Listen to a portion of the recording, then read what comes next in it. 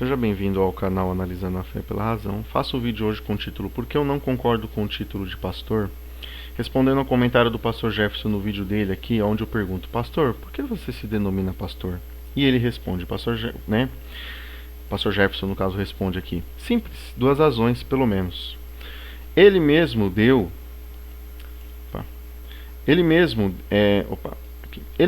para apóstolo, uns para apóstolo, outros para profetas, outros para evangelistas, outros para pastores, doutores, conforme Efésios 4.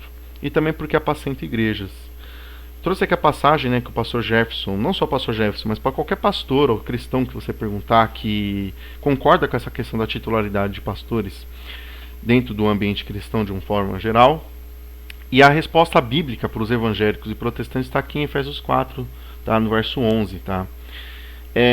João 21 também cita algo interessante nessa questão de apacentamento de igreja, do pastor apacentar as ovelhas, onde Jesus pede para Pedro apacentar suas ovelhas. Atos 20, também Paulo fala aqui para os anciãos da igreja em Éfeso, que olhai, pois, por vós e por todo o rebanho sobre o que o Espírito Santo vos constituiu bispos, para apacentardes a igreja de Deus, que ele resgatou com seu próprio sangue. Tá? Então, ou seja, mesmo quando eu era cristão, eu já não concordava assim nos meus últimos períodos no cristianismo, estudando a Bíblia, lendo a fundo, procurando conhecer a teologia, procurando principalmente a eclesiologia, que foi uma matéria que sempre me chamou a atenção por essa questão das divisões nas igrejas, E começou a chamar a atenção essa questão do título de pastor, tá?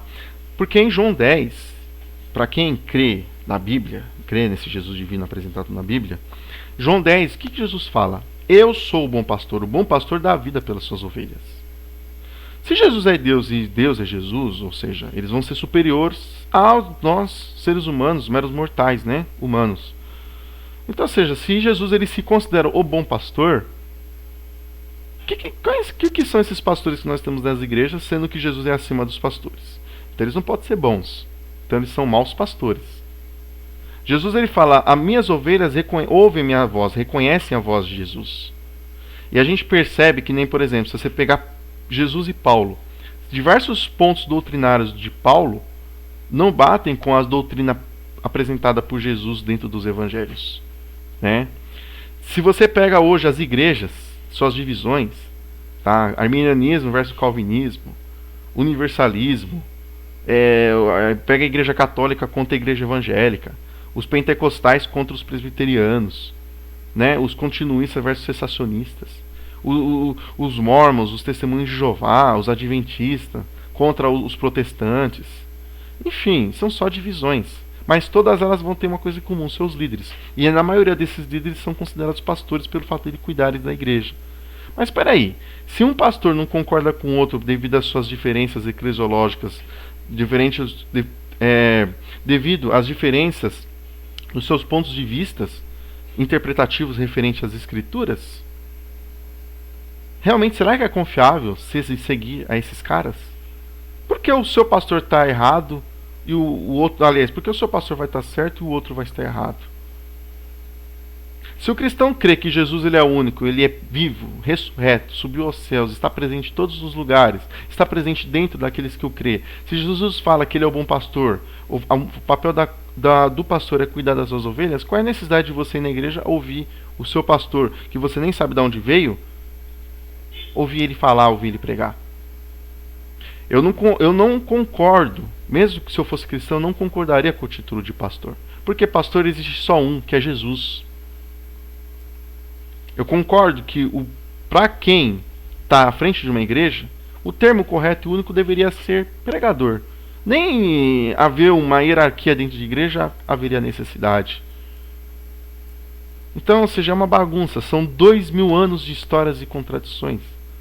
Sem contar que a coisa por si só é ilusiva. Porque se eu falo que Jesus é o meu pastor, a única coisa que vai sustentar isso é a minha fé. É a crença em algo que eu não posso ver. Mas eu falo que eu sinto. Certo? É algo que eu creio que, para quem é cristão, fala que Jesus é seu pastor porque ouve a sua voz. Mas a sua voz, geralmente, a voz de Jesus para esse crente, geralmente vai ser algo pessoal dela. Ela não pode provar para ninguém que Jesus fala com ela. Então, é mais um ponto contraditório. Eu não respondo aqui simplesmente só para esse pastor Jefferson, e sim para todos que se denominam pastor porque cuida das pessoas.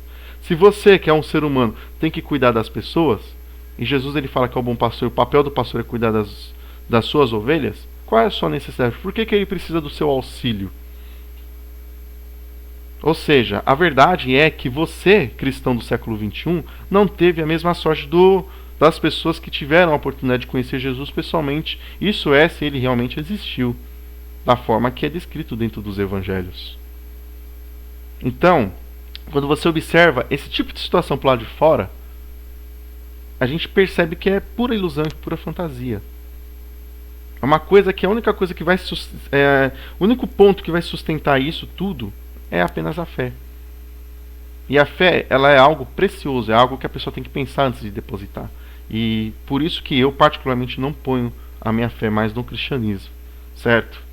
Então, são pontos para se refletir, pontos para se analisar, tá? As pessoas elas respondem muito mais por Paulo, mas não cita Jesus, principalmente os protestantes, os reformados, acho que os cristãos de um modo geral.